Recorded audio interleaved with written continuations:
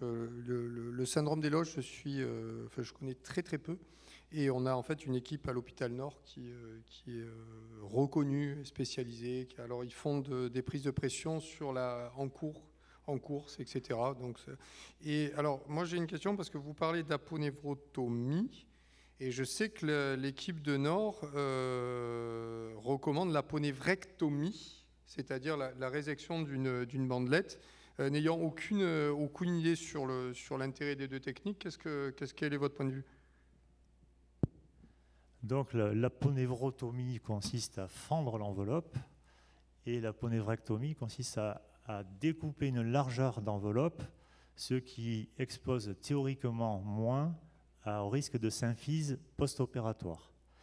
En fait, la technique chirurgicale est très importante dans le management d'un sportif opéré d'introduire les suites post-opératoires. En fait, c'est pour ça, je le disais dans la présentation, nous avons pris l'option de faire marcher tout de suite. Pourquoi ? Parce que si, pour des raisons d'inhibition liées aux douleurs ou aux hématomes qui sont très fréquents post-opératoires, notamment sur les chirurgies de loge postérieure, qui sont très souvent les loges postérieures profondes, donc je ne l'ai pas précisé, mais il faut comprendre que quand on fait une chirurgie de loge postérieure profonde, on passe à travers la loge postérieure superficielle. Donc déjà, on sectionne l'aponévrose superficielle de la loge postérieure superficielle et on va chercher l'aponévrose commune entre la loge postérieure superficielle et l'aponévrose profonde. Alors déjà, on fait opérer ça par des chirurgiens vasculaires, compte tenu des risques neurovasculaires imminents à la voie d'abord. Et le problème, c'est que comme c'est très fréquent d'avoir des douleurs et des hématomes, si dès le début il y a une inhibition motrice pour déambuler, on peut se trouver à avoir des consultations de suivi à J21 post-opératoire des patients qui arrivent avec des cannes anglaises, voire sur fauteuil. Et là, c'est catastrophique. Pourquoi ? Parce que s'il est inactif, il fend toute sa masse musculaire. Et là, s'il fend sa masse musculaire, ben forcément, lorsqu'on fait une aponévrotomie, donc lorsqu'on fend, on s'expose plus à la symphyse, à la resymphyse, et du coup, de manière retardée, quand il se remet en action, eh bien, il a strictement la même symptomatologie qu'en préopératoire. Donc, dans la discussion de est-ce qu'on fait une aponévrotomie ou est-ce qu'on fait une aponévrectomie, ben, ça dépend comment on manage ça en post-opératoire. Ça, c'est ma première réponse. La deuxième réponse, c'est est-ce que l'aponévrotomie est plus morbide ou moins morbide que l'aponévrectomie?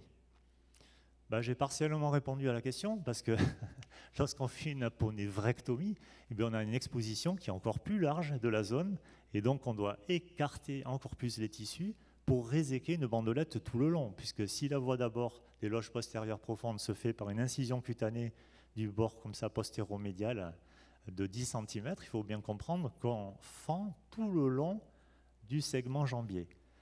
Donc, rien que la voie d'abord d'une aponévrectomie est potentiellement plus traumatisante, plus délabrante qu'une voie d'abord de simple aponévrotomie. Mais je pense que l'élément vraiment majeur post-opératoire, c'est la remise en charge pour vraiment avoir présent à l'esprit, il faut qu'il garde son capital musculaire. Parce que si en phase de post-opératoire précoce, il le perd, il s'expose à la resymphyse, que ce soit d'ailleurs dans les deux cas, aponévrectomie et aponévrotomie. Est-ce qu'il y a quelques questions ? Comment du coup vous éliminez un piège poplité en termes d'imagerie en préopératoire d'un syndrome de loge chronique? Alors moi j'ai vraiment beaucoup de chance parce que j'ai dans mon environnement professionnel des gens qui sont très impliqués, déjà qui sont passionnés de sport, et notamment dans notre sporting club cardiologique qu'a su fédérer Laurent Chevalier pour l'histoire, et en présence ici même de Luc Orneloup, qui s'est très vite positionné dans le démembrement des pathologies vasculaires. Et donc en fait, je vais passer la parole à Luc parce que il est modérateur, mais en fait, c'est l'élément clé du diagnostic de toutes les pathologies vasculaires dans notre établissement. Alors, vous avez raison, enfin, vous l'avez très bien dit dans votre présentation, mais c'est vrai qu'on peut insister là-dessus, c'est difficile de faire le diagnostic de ce genre de pathologie. Donc, piège Doppler dynamique, bien sûr, en première intention, soigneux. Il ne faut pas hésiter à répéter les manœuvres. Et après, toute la difficulté avant d'aller à la chirurgie chez des gens jeunes sportifs, c'est de confirmer pour ne pas les faire opérer pour rien. Et donc, nous aussi, on a fait le choix de l'angioscanner dynamique parce que l'IRM, c'est plus long à l'acquisition, ça bouge plus quand ils font les contractions. Voilà, exactement. Alors, pour apporter un peu de biscuits à la pâtisserie actuelle, là, pour faire le meilleur gâteau, oui, c'est vrai que nous, en médecine du sport, tout ce qui est IRM, ça va être plus les considérations anatomiques musculaires. Lorsqu'on voit des profils de sportifs vraiment hypertrophiés au niveau musculaire, lorsqu'on a nos imageurs en échographie qui nous disent « Tiens, je me demande s'il n'a pas un muscle surnuméraire », là, c'est vrai que dans ces cas particuliers qui sont vraiment très atypiques, on passe par une imagerie, alors IRM, alors des fois on se dit, tiens, tant qu'à faire une IRM, est-ce qu'on ne fait pas une angio-IRM? Mais en définitive, dans la discussion chirurgicale, on fait aussi l'angio-scanner dynamique.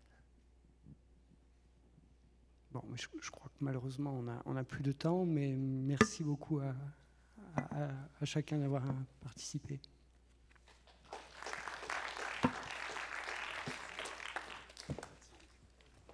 Alors, on a pris beaucoup de retard dans les présentations.